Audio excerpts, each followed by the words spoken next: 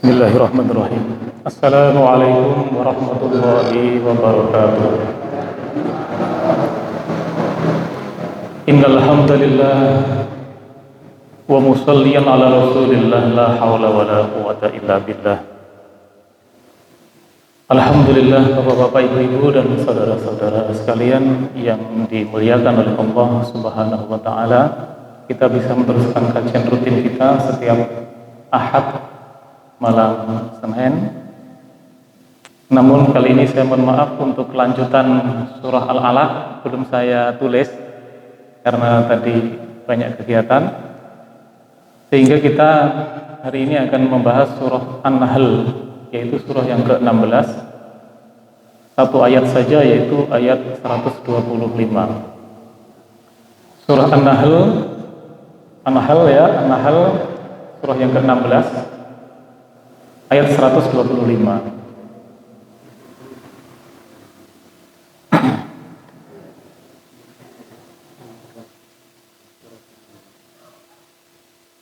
Ini kita bahas biar kita memiliki pemahaman yang lurus tentang bagaimana kita berdakwah di tengah-tengah masyarakat. Karena saya lihat yang hadir di sini para pengemban dakwah, aktivis-aktivis.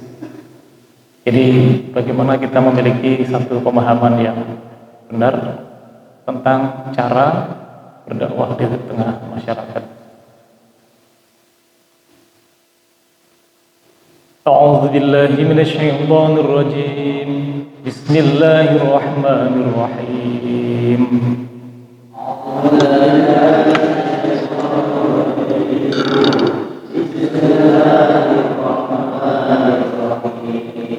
Ud'u ila sabili rabbika bil hikmati wal mau'izatil hasanah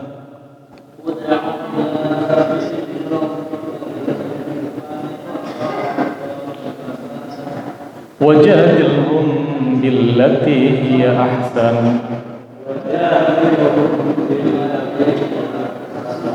inna rabbaka huwa a'lamu biman dhalla 'an sabilihi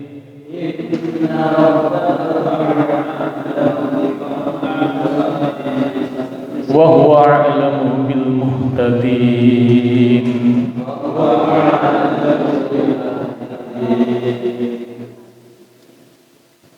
Bapak, Ibu dan saudara sekalian, surah An-Nahl ayat 125 ini berbicara tentang cara kita di dalam menyeru atau berdakwah di tengah-tengah masyarakat. Dan ayat ini memiliki sababun nuzul, sebab turunnya ayat. Jadi dalam Al-Quran itu ada ayat-ayat yang memiliki sababun nuzul, ada yang tidak memiliki. Ayat ini termasuk yang memiliki sababun nuzul. Menurut Imam Al-Qurtubi di dalam kitab beliau itu, ayat ini turun tatkala Rasul sudah berada di Madinah, yaitu pada tahun ke-6 Hijriah. Artinya ayat ini turun berarti merupakan ayat atau surah Madaniyah, yaitu Rasul sudah berada di Madinah pada tahun ke-6 Hijriah. Kita baru saja beberapa hari yang lalu memasuki tahun baru Hijriah 1443 Hijriah, ditandai di bulan Muharram. Ini adalah bulan yang pertama di tahun Komariah. Jadi tahun itu ada dua yang populer, ya, yaitu Masehi, itu hitungannya berdasarkan perputaran bumi mengelilingi matahari. Kalau Hijriah itu termasuk Komariah, itu hitungannya adalah bulan mengelilingi bumi, begitu. Sehingga berbeda. Kalau tahun Masehi itu jumlahnya 365 hari. Kalau tahun Hijriah itu jumlahnya 355 hari. Dalam satu tahun berbeda 10 hari 3/4. 10 3/4 hari. Itulah kenapa tahun Hijriah ini majunya lebih cepat daripada tahun Masehi. Begitu. Nah, kejadian ini berkaitan dengan muhadonah, gencatan senjata yang ditawarkan antara pihak Madinah yang dipimpin oleh Rasulullah dengan pihak Quraisy. Jadi Rasulullah itu bermimpi bahwa beliau akan melaksanakan umroh dan beliau sangat rindu sekali untuk bisa ketemu dengan Baitullah, Ka'bah. Maka kemudian beliau menginginkan agar bisa terjadi umroh dengan selamat. Nah, disitulah kemudian Rasulullah ini dengan seluruh orang-orang di Madinah berjalan menuju Makkah. Tetapi rupanya orang-orang Makkah ini melihat ini persoalan yang sangat serius dan Rasulullah dicegat oleh orang-orang Quraisy Makkah. Maka Rasul menawarkan satu kesepakatan dengan model diplomasi dan itu terjadi di Hudaybiyah, di mana pihak Rasulullah diwakili oleh Utsman bin Affan. Ya, di dalam perjanjian Hudaybiyah tersebut ada 3 hal yang sebagian dari perjanjian Hudaybiyah itu adalah siapa saja orang Madinah yang masuk ke Mekah nggak boleh kembali lagi ke Madinah. Tetapi siapa saja orang Mekah yang masuk ke Madinah harus dikembalikan ke Mekah, ke Quraisy. Kelihatannya ini merugikan kaum muslimin, tetapi ini menguntungkan karena apa? Karena kaum muslimin bisa memasukkan kader-kadernya di Mekah dan bisa tinggal di sana. Kemudian dalam perjanjian itu ada satu konteks 10 tahun tidak saling menyerang, walaupun perjanjian ini nanti dilanggar sendiri oleh orang-orang Quraisy. Ya. Dan yang ketiga, kaum muslimin Madinah boleh melaksanakan ibadah umroh tapi tahun depan dan tidak boleh membawa persenjataan kecuali senjata yang biasa dibawa yaitu pedang dan itu pun dimasukkan ke dalam sarungnya. Nah, rupanya perjanjian ini sangat menguntungkan kaum muslimin di mana Rasulullah bisa lebih leluasa di dalam berdakwah, yaitu Rasul bisa mengirim surat dan mengontak Raja Persia, Raja Romawi, Raja Habasyah, Ethiopia itu.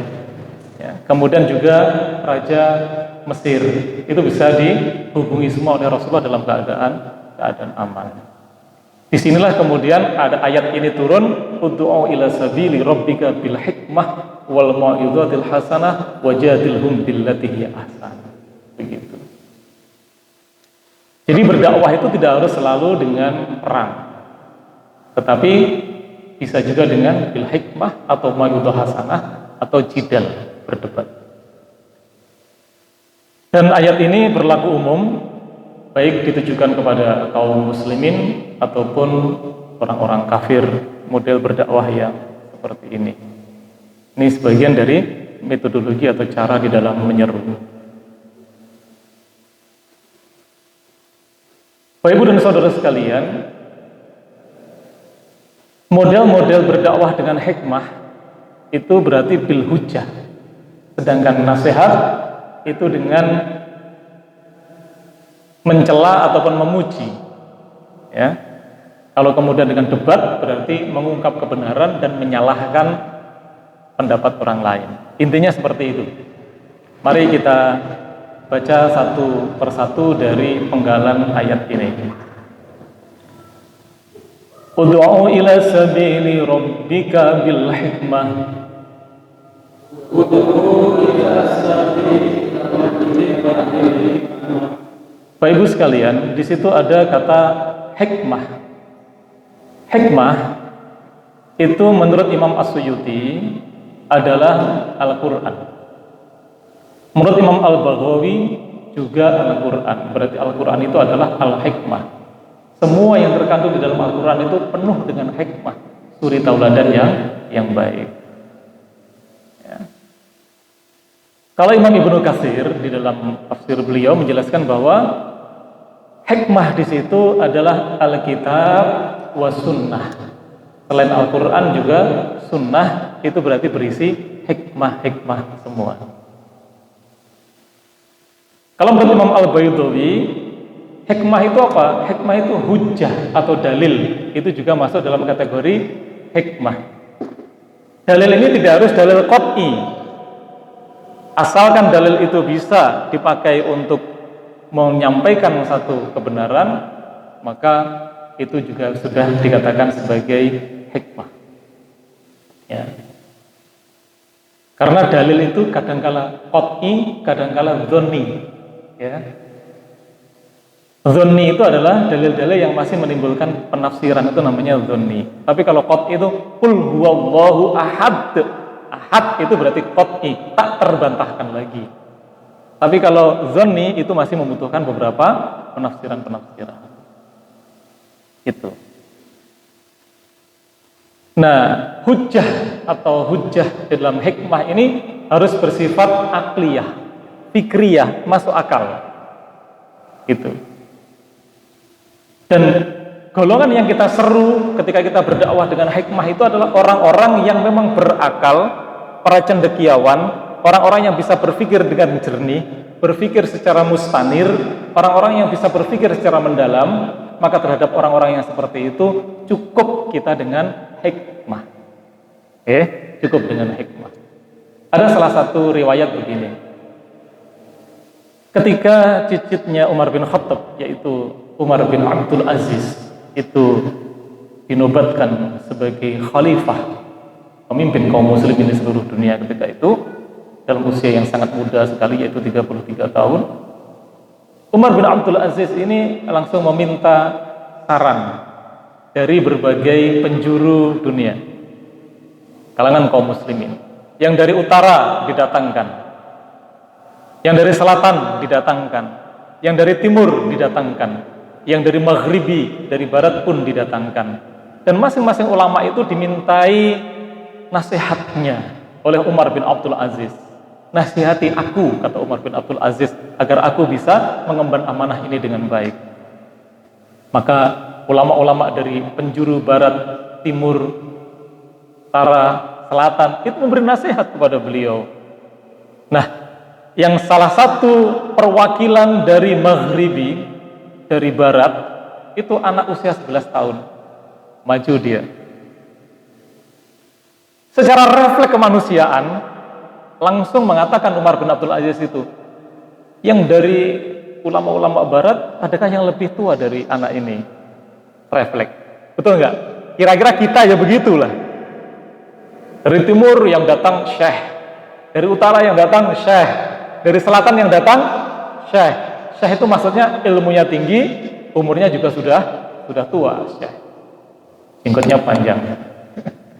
Yang dari barat, ini yang datang anak usia 11 tahun. Secara refleks Umar bin Abdul Aziz langsung mengatakan, ada nggak yang lebih tua dari ini?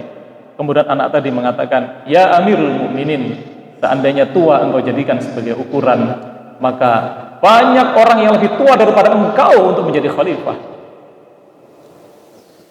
Maka pada saat itulah Umar bin Abdul Aziz tertegun, dia menangis. Aku telah khilaf. Maka nasihatlah aku, wahai anak kecil. Nah, kata-kata yang keluar dari anak kecil itu adalah kata-kata yang penuh dengan hikmah. Ud'u ila sabili rabbika bil hikmah. Itu kata yang penuh dengan hikmah. Andaikan usia itu engkau jadikan sebagai ukuran, maka jauh lebih banyak orang yang jauh lebih tua daripada engkau, wahai Umar bin Abdul Aziz, untuk menjadi seorang khalifah. Itu kata-kata hikmah. Dan orang yang hatinya lembut, pikirannya cerdas, itu langsung terkena dengan ucapan hikmah itu. Tapi kata-kata seperti ini nggak mempan diberikan kepada orang-orang yang bebal dan dungu. Ya. Nah, gitu. Makanya kemudian ud'u ila sabili rabbika, yang pertama kali ini adalah dengan bil hikmah, ditujukan kepada para intelektual, ditujukan kepada orang yang hatinya bersih, ditujukan kepada orang-orang yang lembut hatinya. Ibaratkan tanaman itu dilempar saja dulu langsung tumbuh, itulah tanah-tanah yang subur. Begitu. Maka kemudian selain hikmah itu ada lagi al-mau'izatil hasanah. Apa mau'idhah hasanah itu? Imam As-Suyuti mengatakan al-qaul ar-raqiq, perkataan yang lembut, perkataan yang benar. Ya. Mau'idhah hasanah itu perkataan yang benar, perkataan yang indah, perkataan yang enak. Ditujukan kepada siapa mau'idhah hasanah itu? Ditujukan kepada orang-orang yang memang sudah bersiap untuk mendengarkan nasihat dan din agama. Nah, jadi kalau kita datang ke satu masjid, kemudian ada kajian kayak begini ini, berarti model mau'idhah hasanah. Yang diucapkan itu yang hasanah-hasanah saja. Ya, jangan kemudian misuh-misuh. Karena saya pernah mendengarkan dalam satu pengajian, ustadznya suka misuh-misuh. Itu namanya bukan mau'idhah hasanah. Ya, bukan mau'idhah hasanah. Ditujukan kepada siapa mau'idhah hasanah itu? Ditujukan kepada audien yang siap menerima kebenaran. Kata Imam As-Suyuti, al-qaul ar-raqiq. Ya. Menurut Sayyid Qutb di dalam kitab beliau disebutkan nasihat yang masuk ke dalam hati, itu namanya mau'idhah hasanah. Nasihat yang masuk ke dalam hati. Menurut Imam Al-Alusi di dalam Ruhul Ma'ani disebutkan seruan yang meyakinkan dan ungkapan yang bermanfaat, kata beliau. Jadi mau'idhah hasanah itu adalah seruan yang meyakinkan dan ungkapan yang bermanfaat. Jadi dalam mau'idhah hasanah itu harus selalu menyampaikan hal-hal yang bermanfaat dan meyakinkan kepada audien. Bagaimana agar meyakinkan? Ya harus keluar dari hati yang paling dalam, disampaikan dengan penuh keyakinan pula. Maka dari itu kalau panjenengan menyampaikan sesuatu di dalam sebuah forum, ya harus keluar dari hati dan disampaikan dengan penuh keyakinan. Jangan kemudian kita hanya diam. Saudara-saudara, dalam hal ini, tidak nyampe. Ya.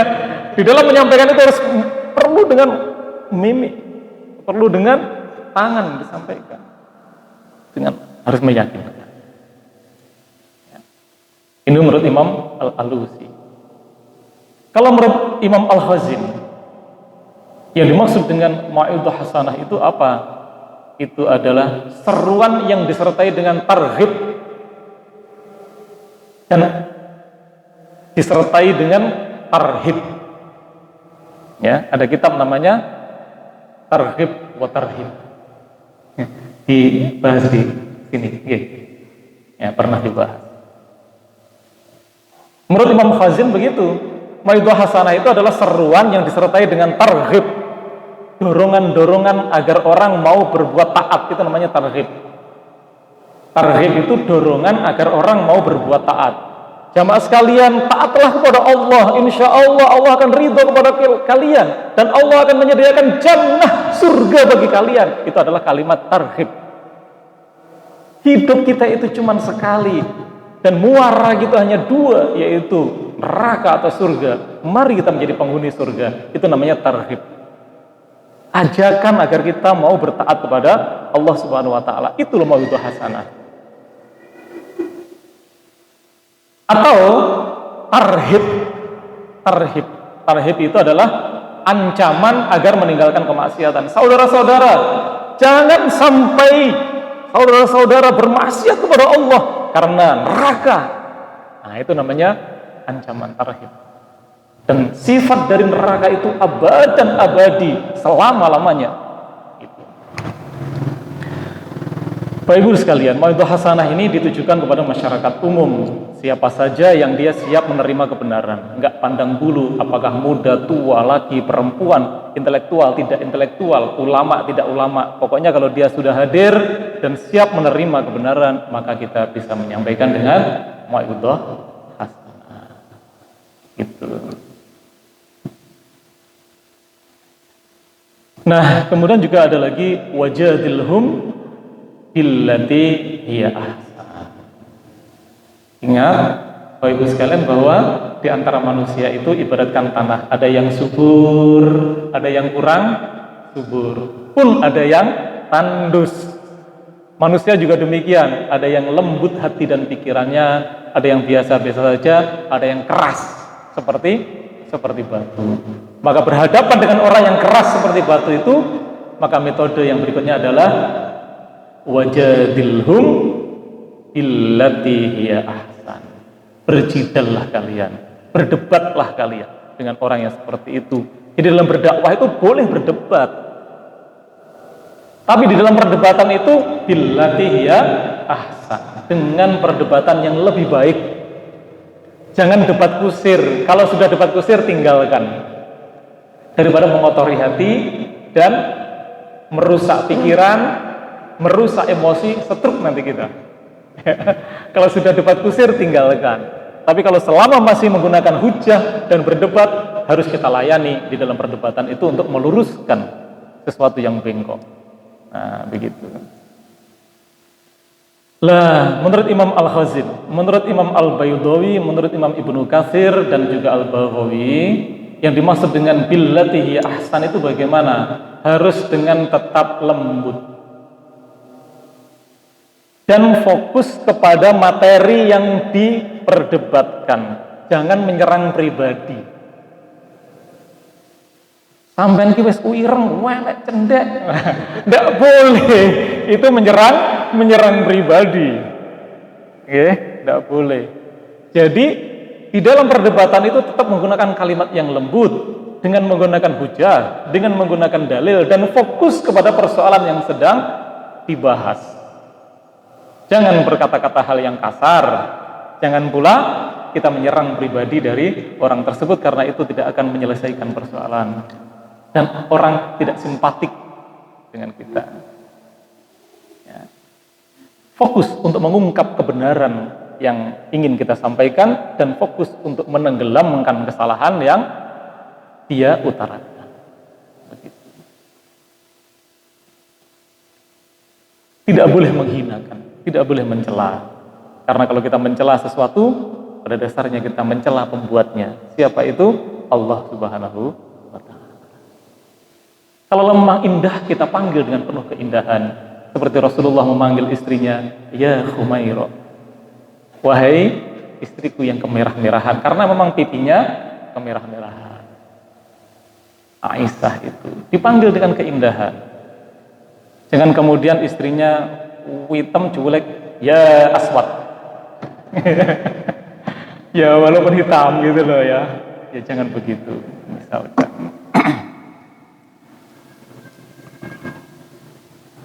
Jadi argumentasi kita itu harus meyakinkan dan kuat untuk mematahkan argumentasi pihak lawan. Itu namanya berjidal.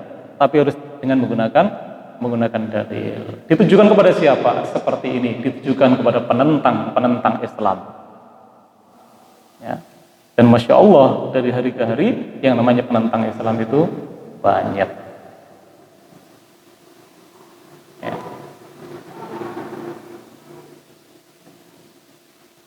Bapak Ibu dan saudara-saudara sekalian yang dirahmati oleh Allah Subhanahu wa Ta'ala,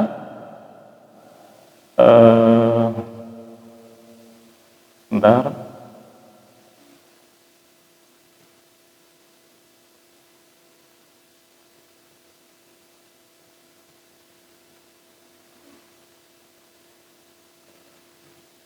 Sebentar.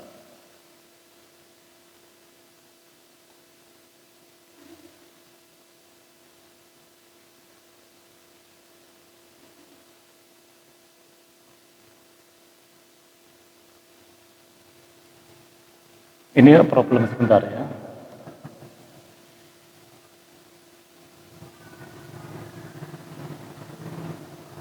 Laptopnya agak problem ini.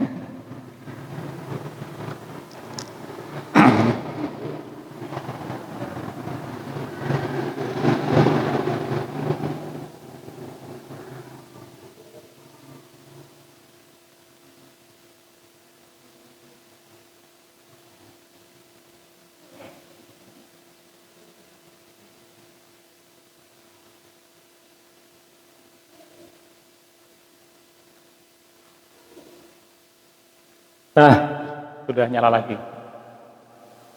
Berarti ketika kita berdakwah itu memang harus melihat objek. Dengan siapa kita sedang berdakwah. Ya. Dengan siapa kita sedang berdakwah? Kalau kemudian kita berdakwah dengan orang yang lembut hatinya, terbuka, pemikirannya bagus, maka di situ kita menggunakan hikmah. Tetapi ketika kita berdakwah dengan orang-orang yang siap untuk mendengarkan kebenaran, hadir di forum-forum kita, maka kita menggunakan mau'izah hasanah. Tetapi ingat, di dalam berdakwah kita terus menghadapi banyak variasi orang. Ketika orang itu menentang kebenaran, ngeyel, maka kita harus menggunakan wajadilhum billati hiya ahsan. Seperti itu. Demikian Bapak Ibu dan saudara sekalian yang kita bahas pada kesempatan kali ini. Saya mohon maaf setelah ini ada acara, jadi tidak bisa berlama-lama. Semoga sedikit ini bermanfaat bagi kita sekalian, dan semoga Allah Subhanahu wa taala senantiasa memberikan hidayahnya kepada kita, memberikan petunjuknya kepada kita, agar kita bisa menjalani hidup ini penuh dengan ketakwaan kepada Allah Subhanahu wa taala. Dari hari ke hari kita semakin takarrub mendekatkan diri kepada Allah Subhanahu wa taala, kita dimatikan dalam keadaan husnul khatimah dan kita dikembalikan ke dalam jannah atau surganya. Amin ya rabbal alamin. Ihdinas siratal mustaqim. Assalamualaikum warahmatullahi wabarakatuh.